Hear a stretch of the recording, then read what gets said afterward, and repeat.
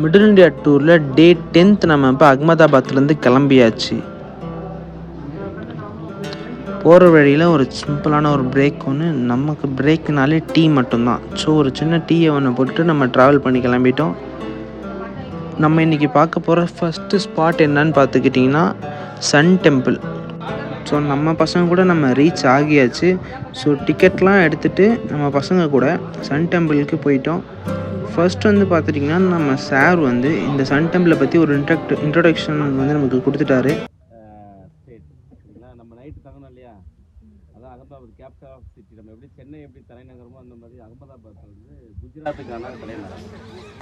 குஜராத் தான் வந்து, அதாவது தமிழ்நாடு வந்து பார்த்திங்கன்னா எல்லா பீரியட்லேயுமே உங்களுக்கு சோர்ஸ் இருக்கும், இன்டலெக்சுவல் சோர்ஸ் இருப்பாங்க. அதாவது இன்டலெக்சுவல் ஒரு அறிவு சார்ந்த சிஸ்டம்ங்கிறது, அறிவு சார்ந்த கலைஞங்கிறது நம்ம ஊரில் சங்க காலத்துலேருந்து இருக்குது, 10ஆம் நூற்றாண்டுலேருந்து இருக்குது.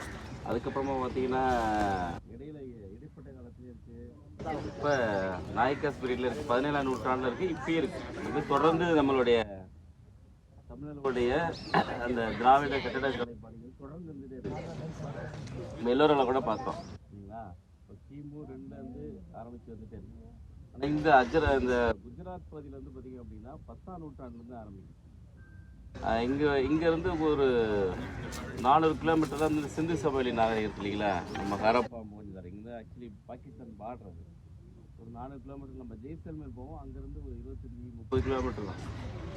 அதோடைய தொடர்ச்சியாக தான் இங்கே நிறைய ஒரு 10ஆம் நூற்றாண்டுக்கு முன்னாடி 11ஆம் நூற்றாண்டுக்கு பின்னாடியான ஒரு ஆட்சி, அதாவது ஒரு குறுநில மன்னர்கள் உருவாயிட்டாங்க. அதேமாதிரி நம்ம ஊரில் வந்து பார்த்திங்கன்னா நிறைய ஆறுகளை மையப்படுத்தி நாகரிகங்கள் இருக்கும். இந்தியா வந்து ஒரு 6 மையப்படுத்தி இந்த ஸ்டேட்டை பொறுத்த வரைக்கும் ஒரு நாகரிகம் வளர்ந்துருக்கு. நம்ம அகமதாபாத் சிட்டியை ஒட்டியே பார்த்தோம் அப்படின்னா சபர்மதி ரிவர்னு ஒன்று, அதான் அந்த துங்கபத்ரா டேம் வரைக்கும் அது வரைக்கும் போய் கலக்கும். அதுக்கப்புறமா இங்கே பார்த்தீங்கன்னா புஷ்பாவதி ஒரு ஆறு ஓடும். அந்த பகுதி இதை மையப்படுத்தி இந்த பகுதி வந்து ஒரு பெரிய டைனஸ்டியாக இருந்தது, ஒரு அரசு நிர்வாகம் இருந்திருக்கு. கேட்குதுங்களா? அந்த நீங்கள் செகண்ட் இயர் டூரில் வந்து இதுக்கு போயிருப்பீங்க, ஹாசன் போயிருப்பீங்க இல்லையா. ஹாசனில் போயிட்டு சோமேஸ்வரா டெம்பிள் போயிருந்தீங்களா, அப்சராஸ் நல்லா இருந்துட்டு வைப்பாங்க, போனீங்களா இல்லைங்களா? ராமர் வந்து இந்த கோயிலில் குளிச்சுட்டு அங்கே சன்ரைஸை பார்த்து ஏதோ பண்ணாருன்றதுக்காக இது வந்து சன் டெம்பிள்னு பேர் வந்துச்சான். அப்புறமேட்டு இது வந்து சோப் ஸ்டோனால் மேக் பண்ணியிருக்கிறாங்க. இதில் இருக்க சோப் ஸ்டோன் போது ரொம்ப ஃபைனாக பண்ண முடியுன்றதுனால ஸ்கல்ப்சர்ஸ்லாம் ஓரளவு ஃபைனாக இருக்குது. அண்ட் தென் பார்த்துட்டிங்கன்னா இது முழுக்க ராமாயணம் அண்ட் மகாபாரதம் ஸ்டோரிஸை பேஸ் பண்ணின ஒரு டெம்பிள் தான். ஸோ அதனால் ஒன்றும் பெருசாக இதில் சொல்கிறதுக்கு ஒன்றும் கிடையாது. ஏன்னா ஒரு ஆர்டிஸ்ட்டாக பார்க்கும்போது ஒரு ஸ்டோரியை வந்து எப்படி எலாபரேட் பண்ணி ஒரு ஸ்கல்ப்சராக மேக் பண்ணியிருக்காங்கன்றதுனா நம்ம தெரிஞ்சுக்கலாம், அவ்வளோதான்.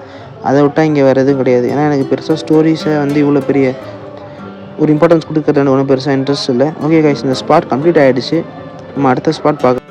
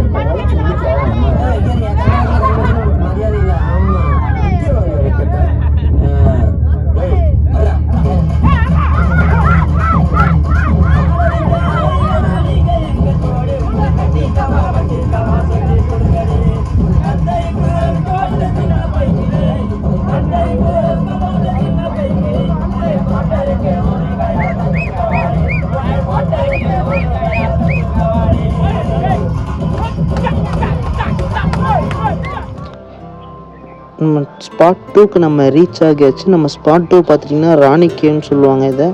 ஸோ இதுவும் அகமதாபாத்தில் தான் இருக்குது.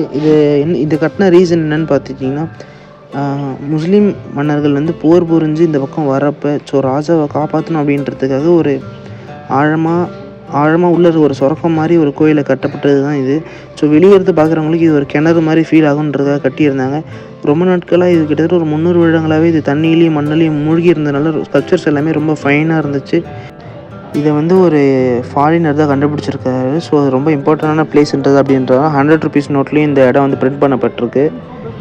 இவ்வளோ தான் கைஸ், நம்ம இந்த ஸ்பாட் விசிட் எல்லாம் முடிச்சாச்சு.